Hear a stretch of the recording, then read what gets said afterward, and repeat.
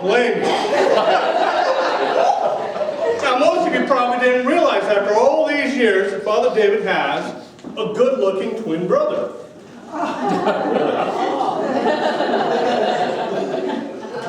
Now, Father David said I could come if he wasn't going to be here because he knew I was going to tell a few things that happens in his ministry and everything, but he was a little bit too embarrassed to be in the same room with me and stuff. Because, you know, as a priest, Father David, he goes out and visits folks, okay?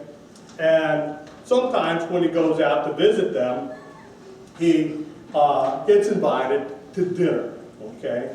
And so one of these occasions, he came over to dinner, and we won't use names because, you know, I don't want anybody to be embarrassed by what happened. But if you're out there, you know who I'm talking about. Okay? But anyways, what had happened was that the house that he was going to, the lady of the house, she decided that she was going to make some beans, okay? Because she'd heard that Father David likes beans. And so she cooked up a big old pot of beans and stuff. But then she thought to herself, well, my goodness, I can't just serve beans, I got to have something else to go along with this, okay? So she thought, well, I know, I'll make a salad. And she, you know, like everybody does nowadays, she went out to that internet thing, and she looked and she saw this beautiful looking salad with all these different ingredients and everything. She had everything except for one thing, poppy seeds. She didn't have no poppy seeds, okay? She said, well, I don't know what a poppy seed is, and I don't know where to get a poppy seed. But she said, you know, little round dots. So she said, well, she looked around the house, and then she saw that husband, we had these little shotgun shells. So she said, well, I'll just pour a little bit of those shotgun shells on it. It looks just like the poppy seeds in the picture on the internet. And it'll be good. And so Father David, he comes on over, and he starts eating. He's eating them beans. Ooh, and he takes that salad. He starts eating some salad. Eating beans and he's eating salad. Eating beans and he's eating salad. Well, now he leaves, he's been full, okay? So, well, you know, it's a custom that I talk to my brother just about every night. And so he got home from this little visit and stuff, and I said, well, how was it? And he said, oh, it was delicious. The beans and the salad was fantastic. And he said, I got to tell you, I got to call her in the morning. I got to apologize. I said, I've got to apologize for what? He said, well, when I went back to my car, I dropped my car keys. And I bent over to pick them up. I shot out her headlight and killed 2 of her chickens.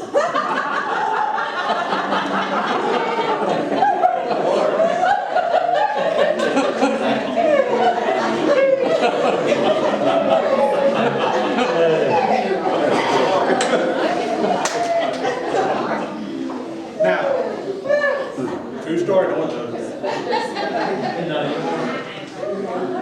Now, my brother, he was telling me, you know, in the church here at Holy Redeemer, they got this wonderful big old bell up in the bell tower. And this new parishioner came, and he said, you know, I'd like to go up there, and I'd like to see that bell. And so I said, well, you know, it's up in the attic. If you want to go up there, I said, go ahead. So he climbed up there and stuff.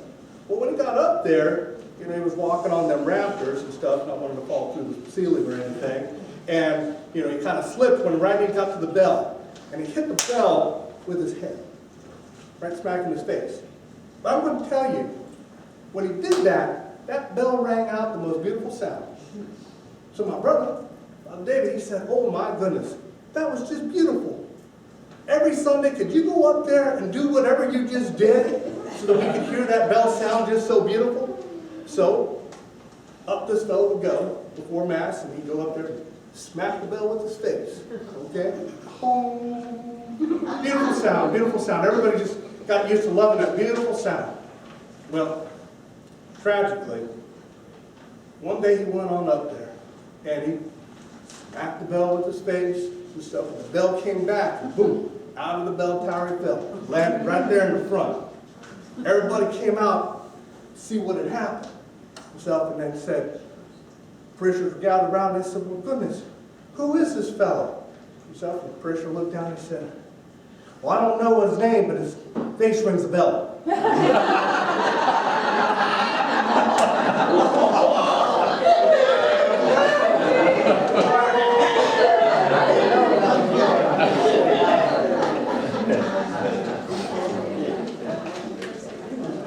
Now, next thing I want to tell you, I got to be real careful about, all right, because this one happened in the confessional. We know in the Catholic Church that the secrecy of the confessional is absolute, okay? But basically, Father David, he said he was sitting there in that confessional one day. And you know, the confessional has that side that, you know, basically there's a, you know, screen, so you can't see who's on the other side and everything. And Father David said he was sitting there and he heard somebody come into the confessional, and he heard some rustling around, and he kind of sat there and kind of waited for the person to start. Usually they start, you know, Father, forgive me for I've sinned, but didn't hear anything. So he was on the other side and he kind of sat there and he kind of coughed a little bit, just to let him know that, you know, the priest was in the confession. So listen, no silence, you know. And as he was sitting there, he realized that he could smell the alcohol. Whoever was on the other side obviously had been drinking. So because that smell of alcohol was kind of coming in on the other side. And so, you know, once again, he kind of coughed. He said, you know, trying to see if he could get that confession started, you know. Still nothing, you know. Finally, he's like, so finally, fell on the other side and said, look, I can't help you. There's no toilet paper on this side either.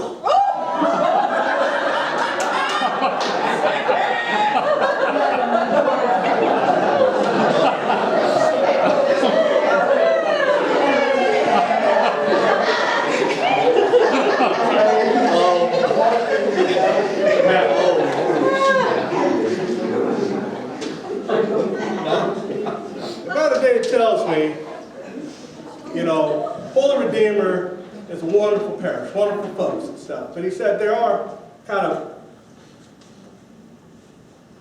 some seniors in this parish and stuff. And he kind of said, you know, there's some old folks and then there's some older folks. So that got me thinking. So I said, you know, sometimes we have a difficulty determining whether we're an old folk or an older folk and stuff. And so, you know, down here in the South, I know there's a fellow and he likes to say, you know, you might be a redneck if, and then he kind of fills in the blank. So, well, you might be old if everything hurts and what doesn't hurt doesn't work. You might be old if you feel like the morning after and you haven't been anywhere. You might be old if your children are beginning to look middle-aged.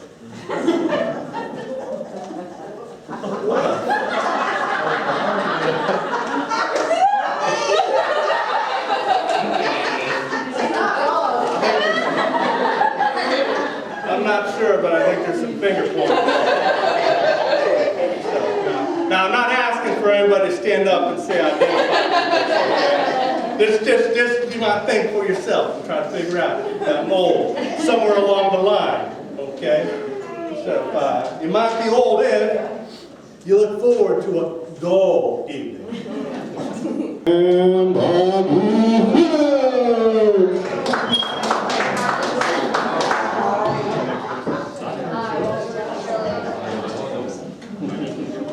All right, so we both played soccer. For me, it's been almost 4 years since I've played competitive soccer, besides like pickup games. But one of the things you do in practice a lot is kind of like a juggling circle. So just kind of warm up by like keeping the ball in the air to each other. So we're going to attempt to do that for you. So yes. Hey, he said attempt. Attempt is the key word. Attempt. Yeah, if you want to say that. Get away.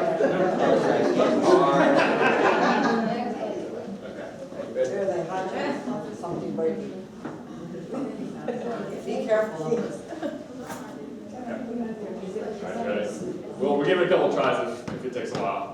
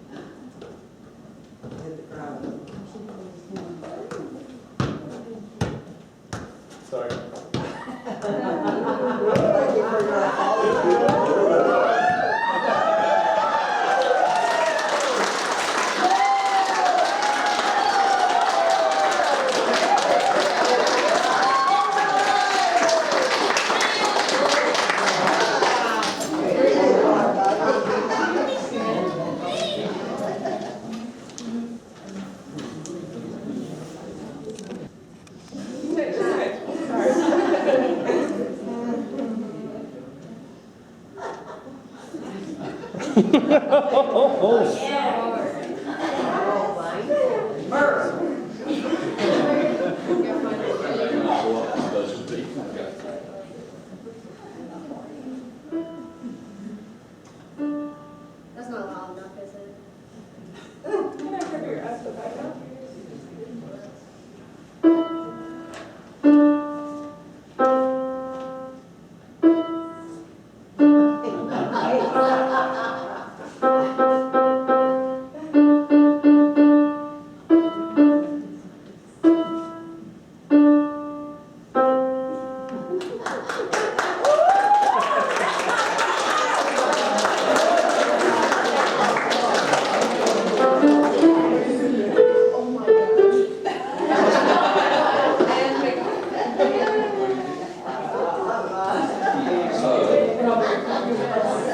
Hey, don't forget your do-rags. Alrighty, that was Marshall Young to be followed by Mackenzie Young.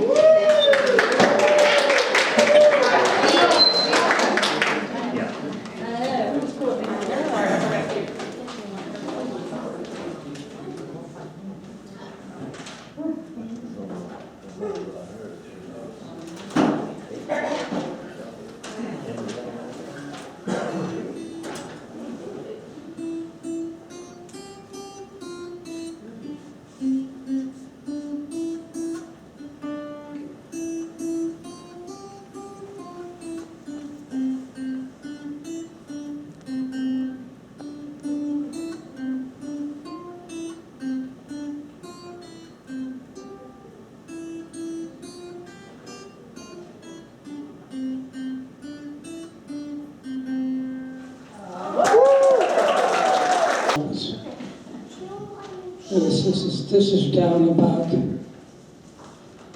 the Banana Boat song. This is it, you know. It starts out, I think, one of those singers back in the 50s.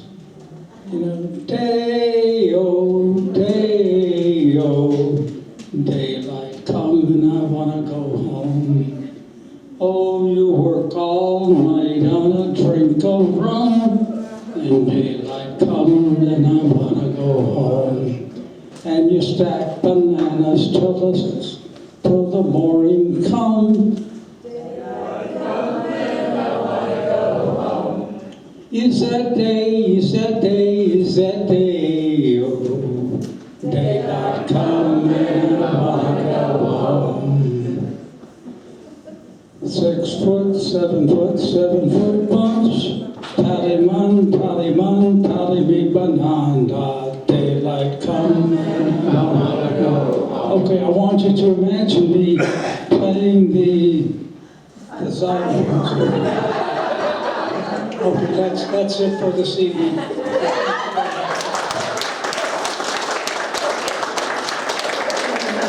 I hope everybody knows, Evenu Shalom Aleichem, Evenu Shalom Aleichem, Evenu Shalom Aleichem, Evenu Shalom, Shalom, Shalom Aleichem.